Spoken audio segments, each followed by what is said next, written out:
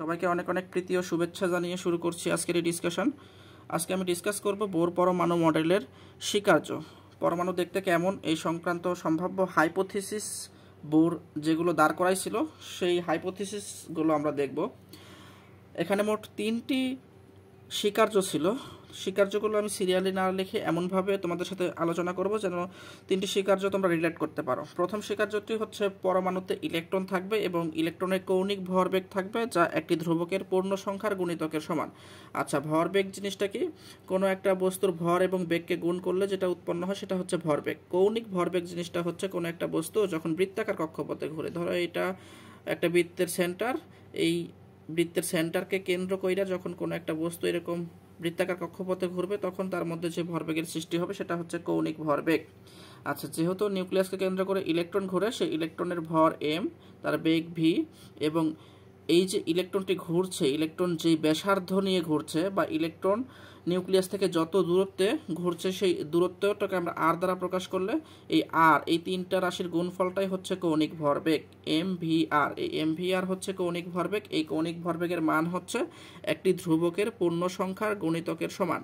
আচ্ছা, এখানে ধ্রুবকটা হলো এইচ ডিভাইডেড বাই 2i পাই। এই ধ্রুবকের একটি পূর্ণ সংখ্যা নেব, পূর্ণ সংখ্যাকে আমরা এন দ্বারা প্রকাশ করছি।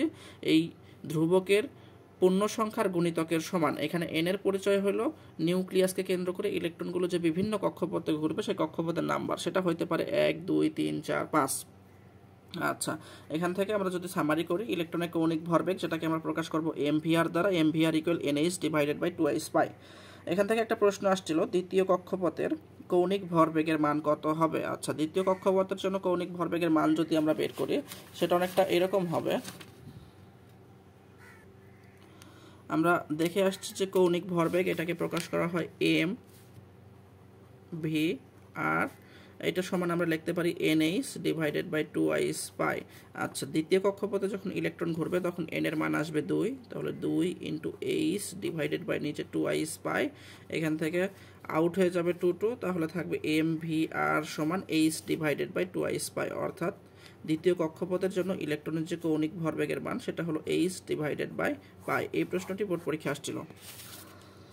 এবার 2 নাম্বার স্বীকার্য নিয়ে আমরা যদি ডিসকাস করি, নিউক্লিয়াসের চারিদিকে ইলেকট্রন যেখানে থাকতে পারে সেই সম্ভাব্য অঞ্চলগুলো নিয়ে আমরা ডিসকাস করব। অর্থাৎ আমরা যদি একটা পরমাণুর নিউক্লিয়াস এইটাকে কল্পনা করি, এই নিউক্লিয়াসের চারিদিকে যে কোনো জায়গাতে ইলেকট্রন থাকতে পারে না। ধরো আমি তোমাকে বললাম ভাই এইখানে এইখানে এইখানে এরকমভাবে এলোমেলোভাবে যে কোনো জায়গা থেকে ইলেকট্রন অবস্থান করতে পারে? উত্তর হচ্ছে না। কেন? কারণ বোর পরমাণু মডেলের স্বীকার্য অনুসারে বোর এইভাবে এক্সপ্লেন করছে যে নিউক্লিয়াসের চারিদিকে যেখানে সেখানে ইলেকট্রন অবস্থান করতে পারে না। ইলেকট্রন অবস্থান করার জন্য অবশ্যই বেশ কিছু অনুমোদিত বৃত্তাকার কক্ষপথ লাগবে। এখানে উনি যে জিনিসটা ক্লিয়ারলি বলছে যে নিউক্লিয়াসকে কেন্দ্র করে ইলেকট্রনগুলো অনুমোদিত বৃত্তাকার কক্ষপথে ঘুরবে। অর্থাৎ ইলেকট্রন যে কক্ষপথে ঘুরবে সেই কক্ষপথগুলো হলো বৃত্তাকার। আচ্ছা, রাদারফোর্ড কিন্তু এই সংক্রান্ত কোনো তথ্যই দিতে পারে না যে নিউক্লিয়াসকে কেন্দ্র কইরা ইলেকট্রনগুলো কিভাবে ঘুরবে, কোন দিকে ঘুরবে, বা কক্ষপথ আছে কি না, কক্ষপথগুলো দেখতে কেমন হবে, এই সংক্রান্ত কোনো আলাপ আলোচনা রাদারফোর্ড করতে পারে নাই। কিন্তু বোর করতে পেরেছিল, যেটা বোরের আমরা সাফল্য বলতে পারি যে বোর পরমাণু মডেল অনুসারে পরমাণুর কক্ষপথ হলো বৃত্তাকার। এখানে পরমাণু কক্ষপথগুলোকে আমরা এন দ্বারা প্রকাশ করছি। এন ইকুয়াল 1 2 3 4 অনেক কিছু হইতে পারে। এন ইকুয়াল 1 মানে প্রথম কক্ষপথকে শেল, এটাকে আমরা বলবো। এন ইকুয়াল 2 হইলে এটা দ্বিতীয় কক্ষপথ, এন ইকুয়াল 3 হইলে তৃতীয় কক্ষপথ, এন ইকুয়াল 4 হইলে চতুর্থ কক্ষপথ। এই প্রথম, দ্বিতীয়, তৃতীয়, চতুর্থ কক্ষপথগুলোকে যথাক্রমে বলা হয় কে এল এম এন শেল। আর এটা নিশ্চয়ই তোমরা জেনে আসছো যে কক্ষপথে ইলেকট্রন সংখ্যা বের করা হয় 2n² সূত্র দ্বারা। প্রথম কক্ষপথে ইলেকট্রন থাকে 2টা, দ্বিতীয় কক্ষপথে 8টা, 3 নাম্বার কক্ষপথে 18টা, 4 নাম্বার কক্ষপথে থাকবে 32টা। এভাবে তোমরা বের করে নিতে পারবা।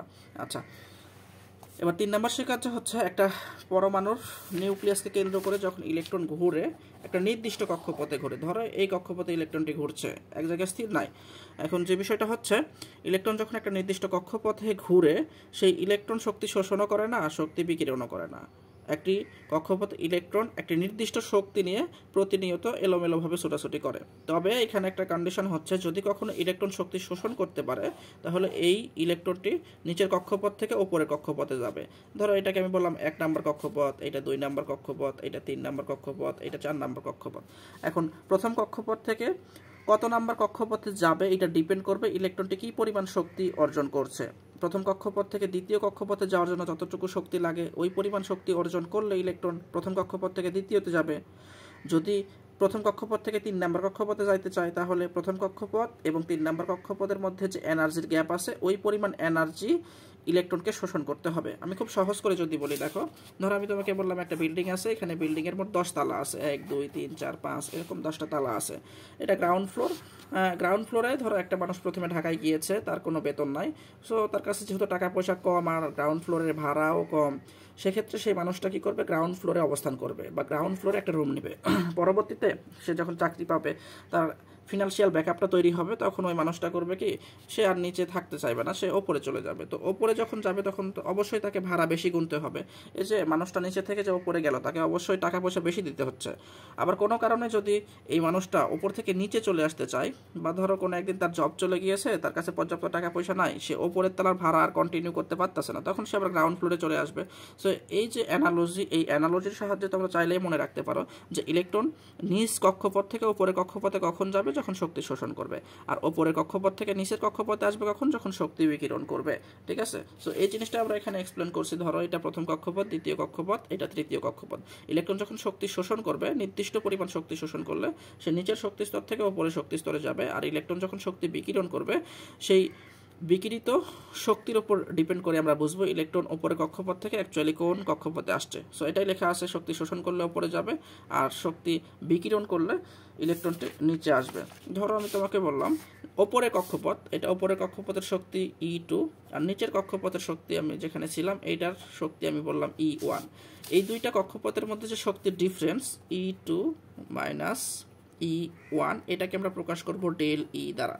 এই পরিমাণ এনার্জি ইলেকট্রনকে ছাড়তে হয় অথবা গ্রহণ করতে হয় বা শোষণ করতে হয়। যখন শোষণ করবে তখন নিচ থেকে উপরে যাবে, আর যখন বিকিরণ করবে তখন উপর থেকে নিচে আসবে। এই যে ইলেকট্রন যখন উপরে থেকে নিচে আসতেছে, তখন কিছু পরিমাণ শক্তি সে বাহিরে ছেড়ে দিচ্ছে। এই শক্তির মানটা আমরা বের করতে পারবো। কিভাবে বের করব? E সমান একটা সূত্র আছে, হলো এইচ নিউ। এই নিউ এর পরিচয় হলো যে শক্তিটা ইলেকট্রন ছেড়ে দিচ্ছে তার কম্পাঙ্ক। শক্তি এক প্রকার তরঙ্গ আকারে ছাড়া হবে। এই কম্পাঙ্ককে বা ফ্রিকোয়েন্সিকে আমরা নিউ দ্বারা প্রকাশ করছি, এবং এখানে নতুন যে ধ্রুবক আসছে সেটা হচ্ছে নিউ। নিউ এর পরিচয় হলো প্ল্যাঙ্কস কনস্ট্যান্ট, যেটার মান হলো 6.626 ইন্টু 10⁻³ জুল সেকেন্ড। আর যদি এটাকে আমরা আর্ক সেকেন্ডে বলি তাহলে হবে 6.626 10⁻27 আর্ক সেকেন্ড। এটা সিসিএস ইউনিটে। ঠিক আছে, আবার তোমরা চাইলে এই কম্পাঙ্কটাকে তোমরা ভাঙায় লিখতে পারবা। ই সমান এইচ, নিউয়ের পরিবর্তে লেখা যাবে সি ডিভাইডেড বাই ল্যামডা, এবং বাম পাশে রয়েছে আমাদের ই। ঠিক আছে, আচ্ছা এই যে কম্পাঙ্ক, এইটাকে আমরা প্রকাশ করছি কি দ্বারা, নিউ দ্বারা। কম্পাঙ্ককে আমরা ভেঙে লিখছি কি সি ডিভাইডেড বাই ল্যামডা। এটা কই থেকে আসছে, ওই যে পরে আসছিল ফিজিক্সে ভি সমান এফ ল্যামডা। এখান থেকে তোমরা ভিটাকে ভি কল্পনা না করে সি কল্পনা করো। ঠিক আছে, সিতেও ভেলোসিটি আবার ভিতেও ভেলোসিটি, আর এফ এটা কম্পাঙ্ক, এটাকে আমরা নিউ দ্বারা প্রকাশ করলাম। এখানে থাকলো ল্যামডা। এখান থেকে তোমরা চাইলে এইভাবে সাজায় লিখতে পারবা। তাহলে কি লিখতে পারবা দেখো তো, এখান থেকে সাজায় তোমরা লিখতে পারবা যে নিউ সমান সি ডিভাইডেড বাই ল্যামডা। তো এটাই আমরা এখানে সাজায় লিখছি। দেখো এই যে শক্তির পরিমাণ ই সমান এইচ নিউ, নিউকে ভাঙিয়ে লিখছি সি ডিভাইডেড বাই ল্যামডা। এই যে ইলেকট্রন উপরে শক্তি স্তর থেকে নিচের শক্তি স্তরে আসলো, ওই সময় কিছু পরিমাণ শক্তি সে বাহিরে ছেড়ে দিল। যেই পরিমাণ শক্তি বাহিরে ছাড়লো সেই শক্তির অবশ্যই একটা তরঙ্গ দৈর্ঘ্য থাকবে, কারণ শক্তি এক জায়গা থেকে অন্য জায়গায় রিলিজ হয় তরঙ্গ আকারে। তো যে পরিমাণ এনার্জি একটা ইলেকট্রন ছেড়ে দিচ্ছে, সেই শক্তির যে একটা ল্যামডা বা তরঙ্গ দৈর্ঘ্য থাকবে, সেই ল্যামডা বা তরঙ্গ দৈর্ঘ্যের মান বের করার জন্য একটা ইকুয়েশন আছে, যে ইকুয়েশনটা আমরা আপাতত জেনে নিব অঙ্ক করার জন্য, কিন্তু এটার আমরা এক্সপ্লেনেশন বা এই সূত্রটা কেমনে আসছে এটা কোনো একটা লেকচারে আমরা দেখাই দেবো। 1/λ z² আর ইস 1/n1² মাইনাস 1/n2 এর উপরে স্কোয়ার। এখানে ল্যামডার পরিচয় হলো এই যে ইলেকট্রন ওপরে কক্ষপথ থেকে নিচের কক্ষপথে আসার সময় যে শক্তিটা ছেড়ে দিল সেই শক্তির তরঙ্গ দৈর্ঘ্য। জেডের পরিচয় হলো যেই পরমাণু নিয়ে আলোচনা করব সেই পরমাণুর পারমাণবিক সংখ্যা। আর এইস এটা নতুন একটা টার্ম, যেটাকে আমরা বলবো রিডবার্গের ধ্রুবক। এই সূত্র প্রতিপাদন করার জন্য একটা ধ্রুবক সংখ্যা আনতে হয়, যেটাকে আমরা বলবো রিডবার্গের ধ্রুবক। তোমাদের যদি এটা মানে খুব কঠিন লাগে বিষয়টি, তোমরা স্কিপ করতে পারো, শুধু মনে রাখো যে আর এইস একটা ধ্রুবক। ধ্রুবকের মানটা এখানে লেখা আছে 109678। এটাকে চাইলে তোমরা এভাবে খুব সহজে মনে রাখতে পারবা। কিভাবে দেখো, মেসির জার্সি নাম্বার হলো 10, এই যে 10 লিখছি আমি। এই শূন্যটাকে একটু নিচের দিকে নামায় দিলে হয় 9, 9-এর উল্টা সংখ্যা 6, 6-এর পরে 7, তারপরে 8 পার সেন্টিমিটার। আমরা সাধারণত সিজিএস ইউনিটে যখন বসাবো তখন রিডবার্গের ধ্রুবকের মান হবে 109678। N1 এর পরিচয় হলো নিম্ন শক্তি স্তর আর N2 এর পরিচয় হলো উচ্চ শক্তি স্তর। আচ্ছা, এখানে আমি একটু ক্লিয়ার করি, ইলেকট্রন আগে যেখানে ছিল, ধরো উপরে 10 নম্বর কক্ষপথে ছিল, তাহলে N2 এর মান হবে 10 আর N1 এর মান হবে, ইলেকট্রনটি সর্বশেষ অবস্থায় কোথায় আসছে, ধরো 2 নম্বরে আসছে, তখন N1 এর মান হবে হলো 2। ঠিক আছে, এখন কোনো একটা ইলেকট্রন ধরো প্রথমেই ছিল 5 নম্বর কক্ষপথে, তারপরে সে নেমে আসছে 1 নম্বর কক্ষপথে, তাহলে এইখানে আমাদের N2 এর মান হবে 5 এবং N1 এর মান হবে 1। ঠিক আছে, এবার দেখো আমরা বেশ কিছু এরকম ঘর দাগায় রাখছি। ঘরগুলো দ্বারা আসলে কি বোঝাই যাচ্ছে আমরা একটু বোঝানোর চেষ্টা করি। একটা পরমাণুর কেন্দ্রে নিউক্লিয়াস আছে, নিউক্লিয়াসকে কেন্দ্র করে ইলেকট্রনগুলো এরকম বৃত্তাকার কক্ষপথে ঘুরে।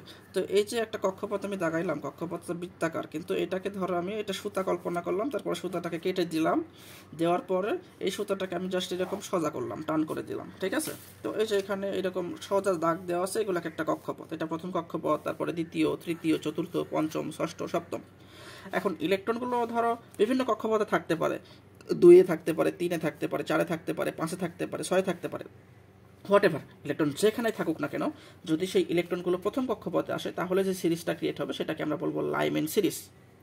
ঠিক আছে, 2 থেকে আসুক, 3 থেকে আসুক, 4 থেকে আসুক, 5 থেকে আসুক বা 6 থেকে আসুক, ইলেকট্রন যখন প্রথম কক্ষপথে আসবে তখন যে সিরিজটা ক্রিয়েট হবে বা যে বর্ণালীর রেখাগুলো তৈরি হবে সেটাকে আমরা বলবো লাইম্যান সিরিজ। এবার ধরো ইলেকট্রন 3 থেকে অথবা 4 থেকে, ইলেকট্রন সবসময় ওপরে কক্ষপথে আসবে। দেখো এখন 2 নম্বর কক্ষপথ নিয়ে আলোচনা করছি, এই 2 নম্বর কক্ষপথে ইলেকট্রন আসবে কই থেকে, 3 থেকে আসবে, 4 থেকে আসবে, 5 থেকে অথবা 6 থেকে, যেখান থেকেই আসুক না কেন ওপরের কক্ষপথ থেকে যখন 2 নম্বর কক্ষপথে ফেরত আসবে তখন যে সিরিজটা ক্রিয়েট হবে এটাকে আমরা বলবো বামার সিরিজ। এবার দেখো 3 নম্বর কক্ষপথে যখন ফেরত আসবে, আচ্ছা 3 নম্বর কক্ষপথে ফেরত আসবে কই থেকে, আসলে 4 নম্বর কক্ষপথ থেকে আসতে পারবে, 5 নম্বর কক্ষপথ থেকে আসতে পারবে, 6 নম্বর কক্ষপথ থেকে আসতে পারবে। এই যে উপরের কক্ষপথ থেকে ইলেকট্রন যখন এরকম তোমার 3 নম্বর কক্ষপথে আসবে তখন যে সিরিজটা ক্রিয়েট হবে সেটাকে বলা হবে প্যাস্টেন সিরিজ। যদি উপরের কক্ষপথগুলো থেকে 4 নম্বর কক্ষপথে আসে তখন সেটাকে আমরা বলবো ব্র্যাকেট সিরিজ। 5 নম্বর কক্ষপথে আসলে এটাকে আমরা বলবো ফোন সিরিজ। এবার প্রত্যেকটা সিরিজের পাশে আমি এই যে ব্র্যাকেট দিয়ে কিছু লিখে রাখছি, এই জিনিসটা কি, এই যে ইলেকট্রন যখন উপরে কক্ষপথ থেকে নিচের কক্ষপথে আসবে তখন সে কিছু আলো ছেড়ে দিবে, আমি সহজ ভাষায় আলোই বলতেছি। এখন এই আলোগুলো সবসময় একই রকম হবে না, ঠিক আছে, এক এক সিরিজের জন্য এক এক রকম আলো হবে, এটা তোমাদের একটু মনে রাখতে হবে। যখন লাইম্যান সিরিজ ক্রিয়েট হবে তখন যে আলোটা দেখতে পাবো সেটা অতি বেগুনি রশ্মি হবে। বামার সিরিজের জন্য আমরা পাবো দৃশ্যমান আলো, আর প্যাস্টেন সিরিজের জন্য পাওয়া যাবে অবলোহিত, ব্র্যাকেট সিরিজের জন্যও পাওয়া যাবে অবলোহিত, আবার ফোন সিরিজের জন্যও পাওয়া যাবে অবলোহিত আলো। ঠিক আছে, এবার তোমাদের যে জিনিসটা একটু মনে রাখতে হবে, আমরা পরবর্তী লেকচারে এই যে কনসেপ্ট শেয়ার করলাম সেই কনসেপ্টের সাথে আমরা গাণিতিক সমস্যা সলভ করব। প্রথমে আমরা বোর্ড পরীক্ষার প্রশ্ন সলভ করব, তারপরে আমরা বুয়েট ভর্তি পরীক্ষা আসা প্রশ্নগুলো সলভ করব, যেগুলো আমরা এখানে সিলেক্ট করে রাখছি। দেখো এখানে যে জিনিসটা তোমাদেরকে মনে রাখতেই হবে, তড়িৎচুম্বকীয় বিকিরণ, যেখানে চুম্বক এবং আমরা কারেন্টকে একসাথে রাখলে নতুন এক ধরনের আমরা বিকিরণ বা নতুন এক ধরনের রশ্মির সৃষ্টি হয়, যেটাকে আমরা বলি তড়িৎচুম্বকীয় বিকিরণ। খুব সহজ করে আমি যদি বলি, আমরা যে আলোগুলো চোখে দেখতে পাই সেই আলোগুলোর তরঙ্গ দৈর্ঘ্যের উপর ভিত্তি করে বিভিন্ন ধরনের আলো আছে। দৃশ্যমান আলোর মধ্যে টোটাল যে 7টা কালার পাওয়া যাবে সেগুলো হচ্ছে বেগুনি, নীল, আসমানি, সবুজ, হলুদ, কমলা, লাল। এখানে প্রত্যেকটা তরঙ্গ দৈর্ঘ্য তো আমাদেরকে একটু কষ্ট করে মনে রাখতে হবে। কিভাবে মনে রাখবো সেটাও আমি দেখায় দেব। বেগুনি আলোর জন্য হবে 380 থেকে 424, নীলের জন্য হবে 424 থেকে 450, আসমানির জন্য হবে 450 থেকে 500, সবুজের জন্য হবে 500 থেকে 575, হলুদের জন্য হবে 575 থেকে 590, কমলার জন্য হবে 590 থেকে 647, লালের জন্য হবে 647 থেকে 780 ন্যানোমিটার। অর্থাৎ ওপর থেকে যখন আমরা নিচের দিকে নামছি এই আলোগুলোর তরঙ্গ দৈর্ঘ্যের মান অটোমেটিক বাইরে যাচ্ছে। ঠিক আছে, আরও একটা জিনিস তোমরা একটু মনে রাখো, এসআই ইউনিটে দূরত্বের একক হবে মিটার, কিন্তু সিজিএসে গেলে হয়ে যাবে সেন্টিমিটার। 1 মিটার সমান তোমরা আবার লিখতে পারবা 100 সেন্টিমিটার। চার্জের একক এসআইতে কুলম, কিন্তু সিজিএসে হবে ইএসইউ, যেটাকে বলা হয় ইলেকট্রোস্ট্যাটিক ইউনিট। 1 কুলম সমান তোমরা লিখতে পারবা 3 × 10⁹ ইএসইউ। আবার বলের একক এসআইতে নিউটন, কিন্তু সিজিএসে হয়ে যাবে ডাইন। নিউটন থেকে ডাইনে কনভার্ট করার জন্য 10⁵ দ্বারা গুণ করতে হয়। শক্তির একক এসআই জুল, কিন্তু সিজিএসে হবে আর্ক। জুল থেকে আর্গে যাইতে পারবা খুব সহজেই, 10⁷ দ্বারা গুণ করবা। ঠিক আছে, আর এই জিনিসটা একটু মনে রাখো যে সেন্টিমিটার থেকে ন্যানোমিটারে যাবা কেমনে, 10⁷ দ্বারা গুণ করবা, এবং 1 অ্যাংস্ট্রম সমান হলো 10⁻⁻10 মিটার। আচ্ছা, এই যে দৃশ্যমান আলোর যে সিরিজ, তোমরা এটা কীভাবে মনে রাখবা? এটা মনে রাখার জন্য তোমরা একটু টেকনিক্যালি বেশ কিছু সংখ্যা সহজ করে মনে রাখবা। সেগুলো হচ্ছে কি দেখো, প্রথমে মনে রাখবা 380, তারপরে মনে রাখবা 424, এরপরে মনে রাখবা 450। এই যে বাংলাদেশে যে ক্রিকেট খেলে, সেই ক্রিকেট খেলার টেস্ট খেলার স্কোর হিসাবে তোমরা এটাকে মনে রাখতে পারো, ঠিক আছে? 450, তারপরে মনে রাখবা 500, তারপরে মনে রাখবা তোমরা 575, তারপরে মনে রাখবা 590, তারপরে মনে রাখবা হলো 647, এরপরে মনে রাখবা 780। আচ্ছা, এই কয়েকটা সংখ্যা মনে রাখলে তোমাদের সিরিজ অটোমেটিক মনে থাকবে। যেমন দেখো 380 থেকে 424 এটা একটা আলোর জন্য, তারপরে 424 থেকে 450 এটা একটা আলোর জন্য বা এটা একটা কালারের জন্য, 450 থেকে 500 এটা একটা কালার, 500 থেকে 575 এটা একটা কালার, 575 থেকে 590 এটা একটা কালার, 590 থেকে 647 এটা একটা কালার, 647 থেকে 780 এইটা একটা কালার। এটাকে কিভাবে মনে রাখবা দেখো, এই যে পে, তারপরে নি, আ, স, হ, ক, লা। এটা বেগুনির জন্য, এটা নীল, এটা আসমানি, সবুজ, হলুদ, কমলা, লাল। দেখা হবে পরবর্তী কোনো লেকচারে। ততক্ষণ তোমরা ভালো থাকো, সুস্থ থাকো। পরবর্তী লেকচারে আমরা আজকে যেই কনসেপ্টটা আলোচনা করলাম সেই কনসেপ্টের সাথে কানেক্টেড আমরা গাণিতিক সমস্যা দেখব, যে সমস্যাগুলো খুবই খুবই খুবই গুরুত্বপূর্ণ। মাই ডিয়ার লিসেনার্স, তুমি যদি আমাকে ফেসবুকে দেখে থাকো, অবশ্যই অবশ্যই অবশ্যই এমন আরও গুরুত্বপূর্ণ এবং নতুন নতুন ভিডিও পাওয়ার জন্য আমার পেজটি ফলো দিয়ে রাখো। আর যদি ইউটিউবে দেখে থাকো, তাহলে অবশ্যই পাশে থাকা যে সাবস্ক্রাইব বাটনটি রয়েছে সেটি প্রেস করতে ভুলিও না, এবং নোটিফিকেশান বাটনটা অন করে রাখো বা বেল বাটনটা অন করে রাখো, যেন নতুন কোনো ভিডিও আসলেই বা আপডেট আসলেই তোমরা খুব সহজেই নোটিফিকেশানটা পেয়ে যাও। আজকের মতো বিদায় নিচ্ছি। আল্লাহ হাফেজ।